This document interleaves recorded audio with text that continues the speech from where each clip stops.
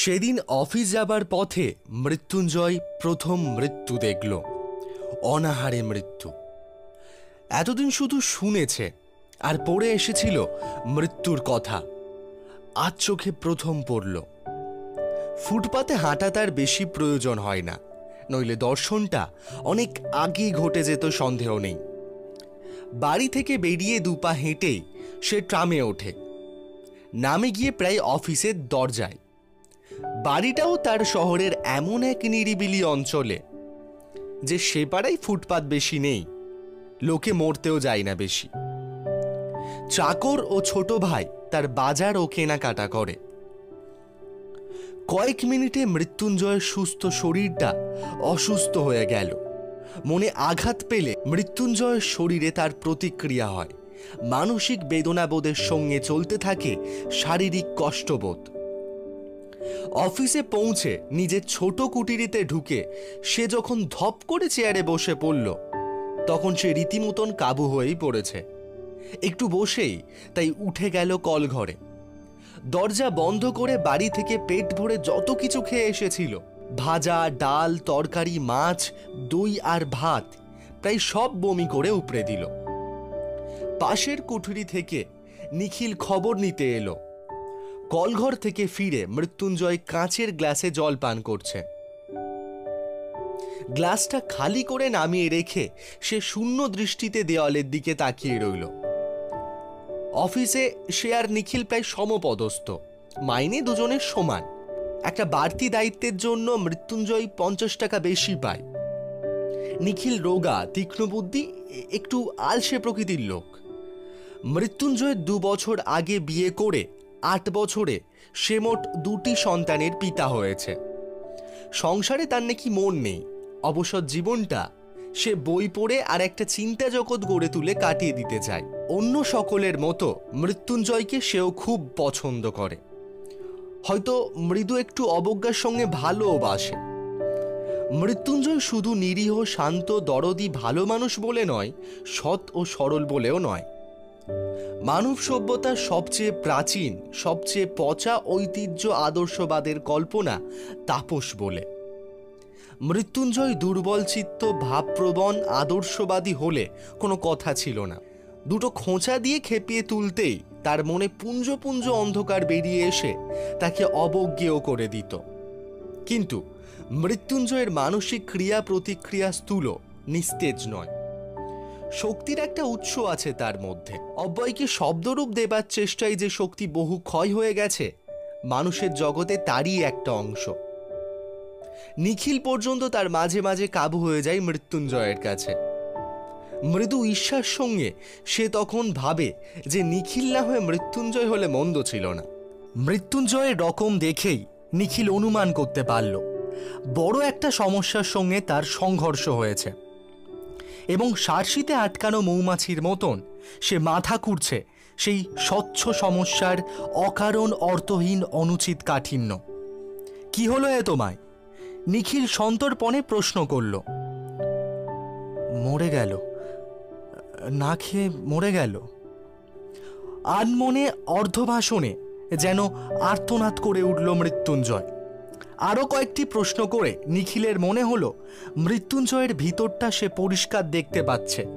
ফুটপাতে অনাহারে মৃত্যুর মতন সাধারণ সহজবোধ্য ব্যাপারটা সে ধারণা করতে পারছে না। সেটা আশ্চর্য নয়। সে একই সঙ্গে পাহাড় প্রমাণ মাল মশলা ঢোকাবার চেষ্টা করছে তার ক্ষুদ্র ধারণা শক্তির থলিটিতে। ফুটপাতের এই বিভৎসতা ক্ষুধা অথবা মৃত্যুর রূপ। না খেয়ে মরা কি ও কেমন, কত কষ্ট হয় না খেয়ে মরতে। কিরকম কষ্ট? ক্ষুধার যাতনা বেশি না মৃত্যু যন্ত্রণা বেশি ভয়ঙ্কর? অথচ নিখিল প্রশ্ন করলে সে জবাবে বলল অন্য কথা। ভাবছি, আমি বেঁচে থাকতে যে লোকটা না খেয়ে মরে গেল, এই অপরাধের প্রায়শ্চিত্ত কি? জেনে শুনেও এতকাল 4 বেলা করে খেয়েছি পেট ভরে। যথেষ্ট রিলিফ ওয়ার্ক হচ্ছে না লোকের অভাবে। আর এদিকে ভেবে পাই না কি করে সময় কাটাবো। ধিক, শত ধিক আমাকে। মৃত্যুঞ্জয়ের চোখ ছলছল করছে দেখে নিখিল চুপ করে থাকে। দরদের চেয়ে ছোঁয়াচে কিছু নেই এই জগতে। নিখিলের মনটা খারাপ হয়ে যায়। দেশের সমস্ত দরদ পুঞ্জীভূত করে আনলেও এ আগুন নিববে না ক্ষুধার। অন্যের বদলে বরং সমিধে পরিণত হয়ে যাবে। ভিক্ষা দেবার মতন অস্বাভাবিক পাপ যদি আজও পূর্ণ হয়ে থাকে, জীবন ধারণের অন্যে মানুষের দাবি জন্মাবে কিসে? রূঢ় বাস্তব নিয়মকে উল্টে মধুর আধ্যাত্মিক নীতি করা যায়, কিন্তু সেটা হয় অনিয়ম। চিতার আগুনে যত কোটি মরাই এ পর্যন্ত পোড়ানো হয়ে থাক, পৃথিবীর সমস্ত জ্যান্ত মানুষগুলোকে চিতায় তুলে দিলে আগুন তাদেরও পুড়িয়ে ছাই করে দেবে। বিক্ষুব্ধ চিত্তে এইসব কথা ভাবতে ভাবতে নিখিল সংবাদপত্রটি তুলে নিল। চোখ বুলিয়ে যেতে যেতে নজরে পড়ল ভালোভাবে সদ্গতির ব্যবস্থা করে গোটা 20 মৃতদেহকে স্বর্গে পাঠানো হয়নি বলে এক স্থানে তীক্ষ্ণ ধার হাঁ হুতাশা ভরা মন্তব্য করা হয়েছে। কদিন পরেই মাইনের তারিখ এলো। নিখিলকে প্রতি মাসের 3 জায়গায় কিছু না কিছু টাকা পাঠাতে হয়। মানি অর্ডারের ফর্ম আনিয়ে কলম ধরে সে ভেবে ঠিক করবার চেষ্টা করছে 3টি সাহায্য এবার 5 টাকা করে কমিয়ে দেবে কিনা। মৃত্যুঞ্জয় ঘরে এসে বসল। সেদিনের পর থেকে মৃত্যুঞ্জয়ের মুখ বিষণ্ণ গম্ভীর হয়ে আছে। নিখিলের সঙ্গেও বেশি কথা বলেনি।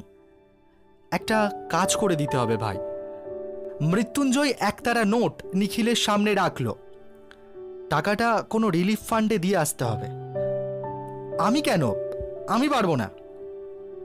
নিখিল ধীরে ধীরে টাকাটা গুনল। সমস্ত মাইনেটা। হ্যাঁ, বাড়িতে তো 9 জন লোক। মাইনের টাকায় মাস চলে না, প্রতি মাসে ধার করছিস। তা হোক, আমার কিছু একটা করতেই হবে ভাই। রাতে ঘুম হয় না, খেতে বসলে খেতেও পারি না। একবেলা খাওয়া ছেড়ে দিয়েছি। আমার আর টুনুরমার একবেলার ভাত বিলিয়ে দিই। নিখিল এক দৃষ্টিতে তাকিয়ে থাকে। জ্বর হলে যেমন দেখায় মৃত্যুঞ্জয়ের গোলগাল মুখখানা তেমনি থমথম করছে। ভেতরে সে পুড়ছে সন্দেহ নেই।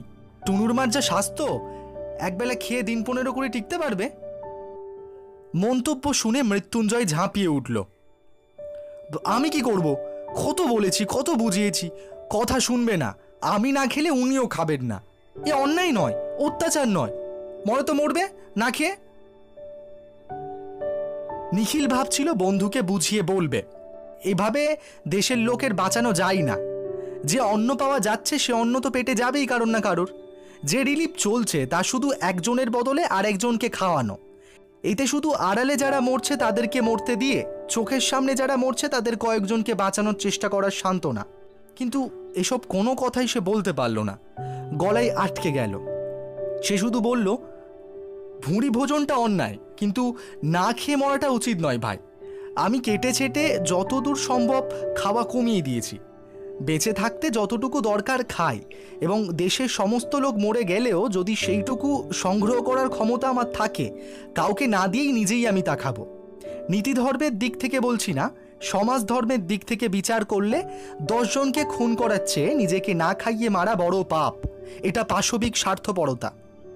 কিন্তু যারা না খেয়ে মরছে তাদের যদি এই স্বার্থপরতা থাকতো, 1 কাপ অখাদ্য গ্রুয়েল দেওয়ার বদলে তাদের যদি স্বার্থপর করে তোলা হতো, অন্ন থাকতে বাংলায় না খেয়ে মরতো না।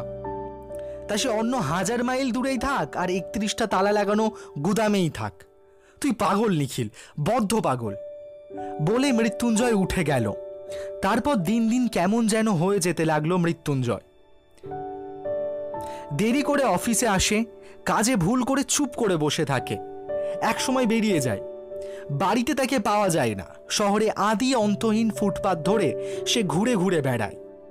ডাস্টবিনের ধারে, গাছের নিচে, খোলা ফুটপাতে যারা পড়ে থাকে, অনেক রাত্রে দোকান বন্ধ হলে যারা হামাগুড়ি দিয়ে সামনের রোয়াকে উঠে একটু আলো আশ্রয় খোঁজে, ভোর 4টে থেকে যারা লাইন দিয়ে বসে, দাঁড়িয়ে দাঁড়িয়ে মৃত্যুঞ্জয় তাদের লক্ষ্য করে। পাড়ায় পাড়ায় লঙ্গরখানা খুঁজে বার করে অন্য প্রার্থীর ভিড় দেখে।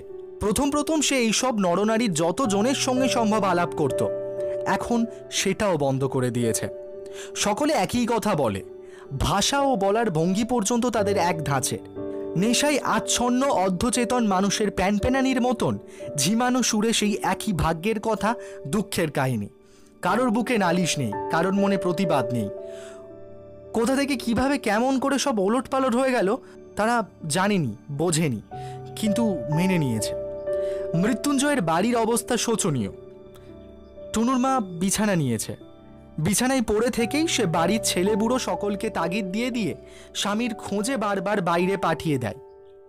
কিন্তু এই বিরাট শহরে কোথায় আগন্তুক মানুষের কোন জঙ্গলের মধ্যে তাকে তারাই খুঁজে বার করবে। কিছুক্ষণ বাইরে কাটিয়ে তারা ফিরে আসে। টুনুর মাকে মিথ্যে করে বলে মৃত্যুঞ্জয় আসছে, খানিক পরেই আসছে। খবর দিয়ে বাড়ির সকলে কেউ গম্ভীর, কেউ কাঁদো কাঁদো মুখ করে বসে থাকে। ছেলে মেয়েগুলি অনাদরে অবহেলায় ক্ষুধার জ্বালায় চেঁচিয়ে কাঁদে। নিখিলকে বারবার আসতে হয়। টুনুর মা তাকে সকাতর অনুরোধ জানায় সে যেন একটু নজর রাখে মৃত্যুঞ্জয়ের দিকে, একটু যেন সে সঙ্গে থাকে তার। নিখিল বলে আপনি যদি সুস্থ হয়ে উঠে ঘরের দিকে তাকান তাহলে যতক্ষণ পারি সঙ্গে থাকবো, নইলে নয়। টুনুর মা বলে উঠতে পারলে আমি তোর সঙ্গে থাকতুম ঠাকুরপো।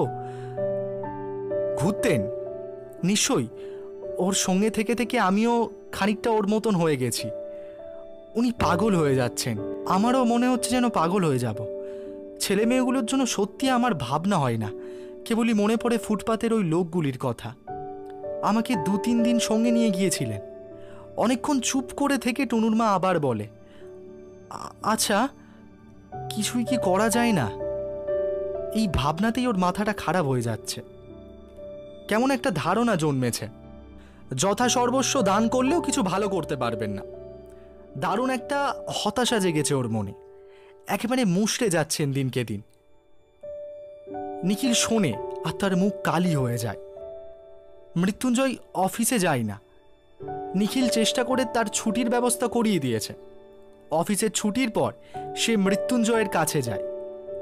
মৃত্যুঞ্জয় ঘোরাফেরার স্থানগুলো এখন অনেকটা নির্দিষ্ট হয়ে গেছে। ঘন্টার পর ঘন্টা সেই মৃত্যুঞ্জয়ের সঙ্গেই কাটিয়ে দেয়। ঘুরিয়ে ফিরিয়ে নানানভাবে তাকে উল্টো কথা শোনায়। নিজের আগেকার যুক্তিতর্কগুলো নিজেই খণ্ড খণ্ড করে দেয়। মৃত্যুঞ্জয় শোনে, কিন্তু তার চোখ দেখেই টের পাওয়া যায় যে কথার মানে সে আর বুঝতে পারছে না। তার অভিজ্ঞতার কাছে কথার মার প্যাচ অর্থহীন হয়ে গেছে। ক্রমে ক্রমে নিখিলকে হাল ছেড়ে দিতে হয়। তারপর মৃত্যুঞ্জয়ের গা থেকে ধুলিমলিন সিল্কের জামা অদৃশ্য হয়ে যায়। পরনে ধুতির বদলে আসে ছেঁড়া ন্যাকড়া। গায়ে তার মাটি জমা হয়ে দৃশ্যমান হয়ে ওঠে। দাড়িতে মুখ ঢেকে যায়। ছোট একটি মগ হাতে আরও 10 জনের সঙ্গে সে পড়ে থাকে ফুটপাতে, আর কাড়াকাড়ি মারামারি করে লঙ্গরখানার খিচুড়ি খায়। বলে গাঁ থেকে এইছি, খেতে পাইনি বাবা, আমার খেতে দাও।